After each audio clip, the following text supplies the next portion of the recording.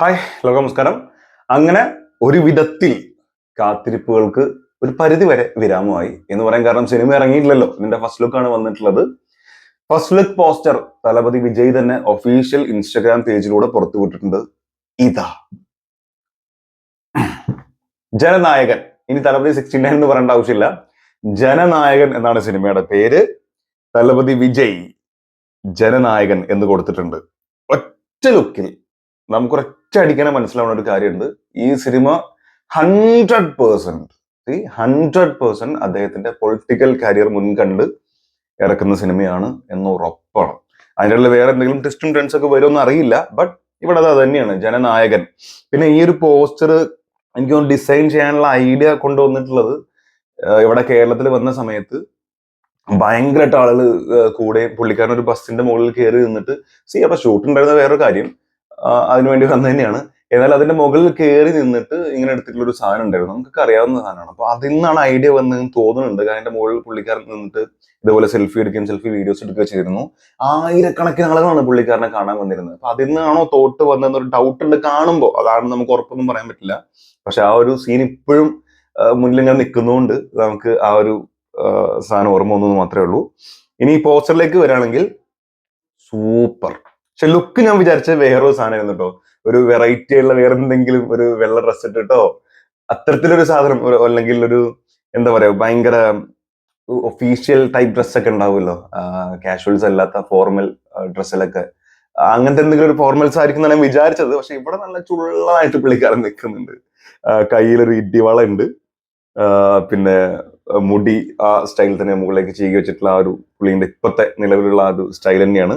Cooling glass ഒക്കെ വെച്ച് 2 ബട്ടണൊക്കെ അഴിച്ചിട്ട് ജീൻസിന്റെ ഷർട്ടും അതേപോലെ ജീൻസ് പാന്റും ഷൂവും കയ്യിലൊരു വാച്ചും ഭയങ്കര ഭയങ്കര ചുള്ളൻ ഫീൽ ചെയ്യുന്നുണ്ട്. കാരണം വിജയ് ഇങ്ങനെ എനിക്ക് തോന്നുന്നു തലപതി 69 അല്ലാതെ 60 നമ്മുടെ ഗോട്ടില് ഭയങ്കര ലുക്കിൽ വന്നിട്ടുണ്ടായിരുന്നു. പക്ഷെ എന്നാലും അങ്ങനെയൊന്നുമല്ല. എനിക്ക് തോന്നുന്നു ഇത് ഭയങ്കര രസമുണ്ട് ഇതിൽ കാണാൻ. നല്ലൊരു ഏജ് കുറച്ച് കുറഞ്ഞ പോലത്തെ ഒരു ഫീൽ ഇങ്ങനെ കാണുന്ന സമയത്ത്.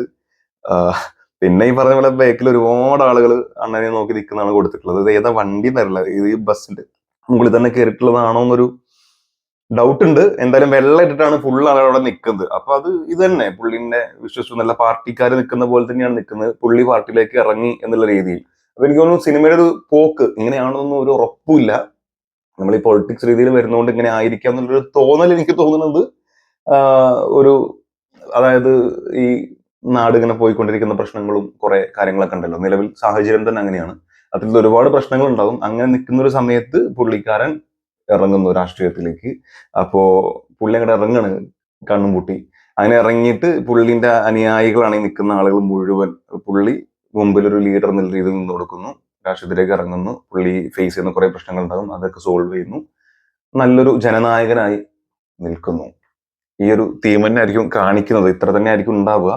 പിന്നെ ഞാൻ എല്ലാ സമയത്തും പറയുന്ന പോലെ ഈ തലപതി 69 നമ്മൾ അതൊക്കും മേലെ ഒന്നും പ്രതീക്ഷിച്ചു വെച്ചിട്ടില്ല. പല ആളുകളും പല സിനിമയുടെയും ഇപ്പോ ഭഗവത് കേസരിയുടെ ഒക്കെ റീമേക്ക് ആണെന്ന് പറഞ്ഞു. അതല്ല എന്നുള്ളത് ഇവിടെ തന്നെ നമുക്ക് ഉറപ്പാവുന്നുണ്ട്. കാരണം ഇതിന്റെ പേരാണെങ്കിലും ഒന്നും അതുമായിട്ട് യാതൊരു ബന്ധവും ഇല്ലെന്ന് എനിക്ക് തോന്നുന്നു. ഭഗവത് കേസരി എന്ന് പറയുന്നത് മകളും മറ്റു കാര്യങ്ങളൊക്കെ ആയിട്ട് പോകുന്ന ഒരു കാര്യമാണ്. അതായിട്ട് കണക്ഷൻ പോലെ എന്തെങ്കിലുമൊക്കെ വരുമെന്ന് അറിയില്ല. പക്ഷെ സാധ്യതകൾ വളരെ കുറവാണ്. ഇതിപ്പോ ഇങ്ങനെ കാണുന്ന സമയത്ത് ഫാമിലി ഇതൊക്കെ ഇൻവോൾവ് ചെയ്തിട്ടുള്ള ഒരുപാട് കാര്യങ്ങൾ എന്തായാലും ഇത്തരം വലിയൊരു ചിന്തയോട് കൂടി പുള്ളി വരുമ്പോൾ അതൊക്കെ അതിലേക്ക് വരാനുള്ള സാധ്യതയുണ്ട്. കാരണം ഇപ്പോ വിജയ് ഈ രാഷ്ട്രീയ പ്രവേശം പ്രഖ്യാപിച്ച സമയത്ത് തന്നെ ഒരുപാട് പ്രശ്നങ്ങൾ ഉണ്ടായിട്ട് നമുക്കറിയാം. ജസ്റ്റ് പറയുകയാണെങ്കിൽ ലിയോ സിനിമ വരുന്ന സമയത്ത് തന്നെ ഏതൊക്കെ രീതിയിൽ പുള്ളിയെ തളർത്താൻ ശ്രമിച്ചിട്ടുണ്ട് നമുക്ക് അറിയുന്നതാണ്. അപ്പൊ അത്തരത്തിലുള്ള എല്ലാ കാര്യങ്ങളും മുൻകണ്ട് ഇനി പുള്ളിക്ക് വരാൻ പോകുന്ന പല ത്രെട്ടുകളും മുൻകണ്ടിട്ടൊക്കെ ആയിരിക്കും ചിലപ്പോൾ സിനിമ ചെയ്തിട്ടുണ്ടാവുക. ഗോട്ടിൽ തന്നെ നമ്മൾ കണ്ടിട്ടുണ്ട് ഈ തോക്ക് കൈമാറുന്നതും ശിവകാർത്തികന് കൊടുത്തിട്ട് ഇനി നിങ്ങൾ നോക്കണം, ഞാൻ വേറൊരു പരിപാടിക്ക് പോകാന്നുള്ള രീതിയിലുള്ള പരിപാടികളൊക്കെ. അപ്പൊ എന്തായാലും ഇങ്ങനെയൊക്കെ ആണെങ്കിൽ പോലും നല്ല രസമായിട്ടുള്ള രീതിയിൽ തന്നെ ആയിരിക്കും വരിക. കാരണം ഒരു വിജയ് പടം എന്ന് പറയുമ്പോൾ പുള്ളിന്റെ സ്വാഗം സ്റ്റൈലൊക്കെ മാക്സിമം ഉപയോഗിച്ചിട്ടുള്ളത് തന്നെയായിരിക്കും. അല്ലാതെ രീതിയിലൊരു പടം പുള്ളി ചെയ്യാൻ ഒരു സാധ്യതയില്ല. കാരണം എന്തൊക്കെ ചെയ്താലും പുള്ളി ഫോക്കസ് ചെയ്യുന്ന ഒരു കാര്യം നമ്മുടെ ആരാധകർക്ക് വേണ്ടി, അത് എന്റെ നൻപികൾക്ക് വേണ്ടിയിട്ടുള്ള ഒരു സാധനം അവിടെ കൊടുക്കണം എന്ന് വിചാരിക്കുന്ന ഒരാളായിട്ട് എപ്പോഴും തോന്നിയിട്ടുണ്ട്. അത്തരത്തിൽ ജനനായകൻ എന്ന് പറഞ്ഞ ഈ സിനിമയും ഒരു ഗംഭീര സിനിമയാട്ടെ എന്ന് ആശംസിക്കുന്നു. എന്തായാലും ഇത് കണ്ടിട്ട് നിങ്ങളുടെ അഭിപ്രായം എന്താണുള്ളത് മറക്കാതെ കമന്റിൽ രേഖപ്പെടുത്തുക. എന്തായാലും ഞാൻ വിചാരിച്ച ടൈപ്പ് ഒരു ഫസ്റ്റ് ലുക്കേ അല്ല. എൻറ്റയർലി ഡിഫറെന്റ് ആയിട്ടുള്ള ഒരു സാധനം തന്നിട്ടുള്ളത്. പേരും ജനനായകൻ എന്ന് വരും ഞാൻ പേഴ്സണലി വിചാരിച്ചിട്ടില്ല. വേറെ പല പേരുകളും പറഞ്ഞു കേട്ടിട്ടുണ്ടായിരുന്നു. എന്തായാലും ഇത് നല്ല രസമുണ്ട്. പിന്നെ ഇത് കാണുമ്പോൾ ഞാൻ പറഞ്ഞ പോലെ നമ്മൾ ഇതിനു മുമ്പ് ഒരുപാട് വീഡിയോസിൽ പറഞ്ഞിട്ടുണ്ട് ഇത്തരത്തിലുള്ള പൊളിറ്റിക്സ് മുൻകണ്ടിട്ടുള്ള സാധനങ്ങളാവാൻ സാധ്യത ഉണ്ട് എന്നുള്ളത്.